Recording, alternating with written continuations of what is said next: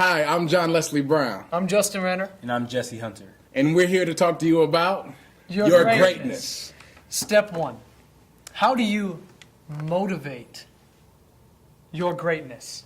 You see, all of us have gifts and talents embedded on the inside of us. And there's people out there that have the power and authority to speak directly into those gifts and talents and ignite them to life.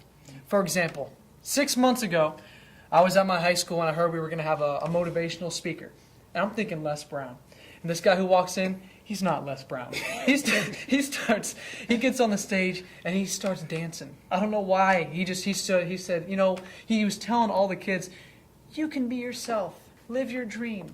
And all these people, you can't tell high school stoners to live their dream and be themselves because they're going to be, all right, I'll be myself, bro. Like, you can't do that. And so for the remaining of the whole seminar, he was dancing and showing how he could be himself. So I went up to my principal and I said, how much did he get paid? She's like, that's none of your business. I was like, $3,000? She's like, $5,000. I was like, you've got to be kidding me.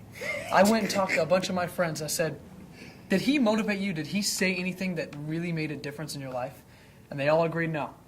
So, motivating your greatness is going to take upgrading your mentors. Who you're listening to. Because I'm listening to the Les Browns. I'm listening to the best of the best. And that is why I had the mindset that he wasn't doing anything. He wasn't really empowering the children. The people like Les Brown were. So what did you do to upgrade your mentors? How did you... Man, I flushed out my iPod, all the music that I had. I flushed it out. Flushed out your iPod? I flushed it out, yeah. I flushed it out and filled it up with Les Brown tapes and Brian Kenny. I mean, all these good motivational speakers that I know. And it changed my life. And these kids need to hear it, man. Wow, so that's step one. What about step two? Step two is to manage your greatness. Would you imagine going on a trip and never thinking about the hotel bill? Or imagine waking up on a Saturday morning and just stepping in your backyard onto your yacht. It's possible. Athletes do it all the time. And a year ago, I was sitting on my bed thinking about, what do I want to do with my life? I was currently a pre-med major, but I didn't want to be a doctor.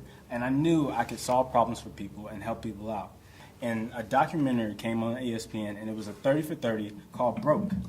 It focused on athletes who had made millions of dollars and had yachts, went on vacations, never thought about bills, and all of a sudden they were broke.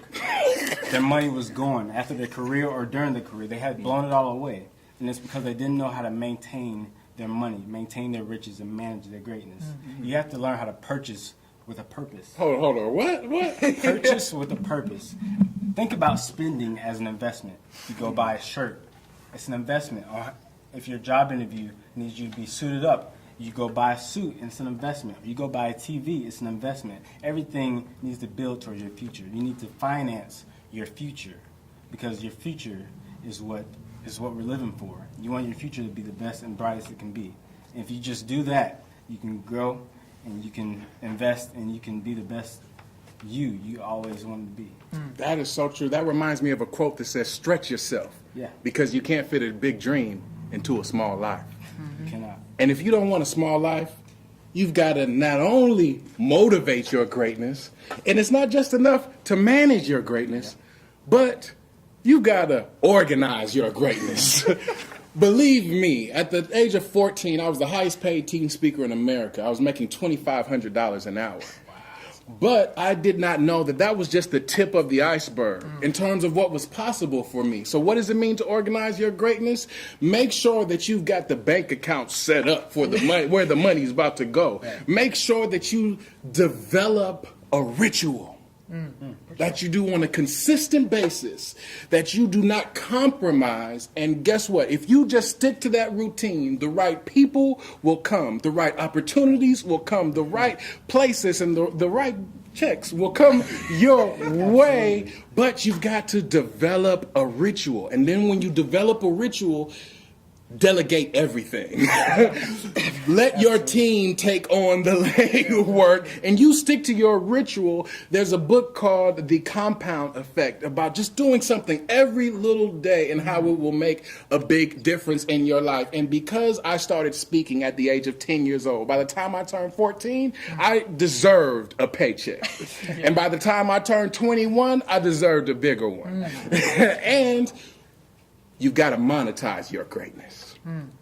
So this has just been a little a little piece, Snippet. a little snidbit. Yeah. And this has been John Leslie Brown This has been Justin Renner. And Jesse Hunter. talking to you about your Your greatness. greatness.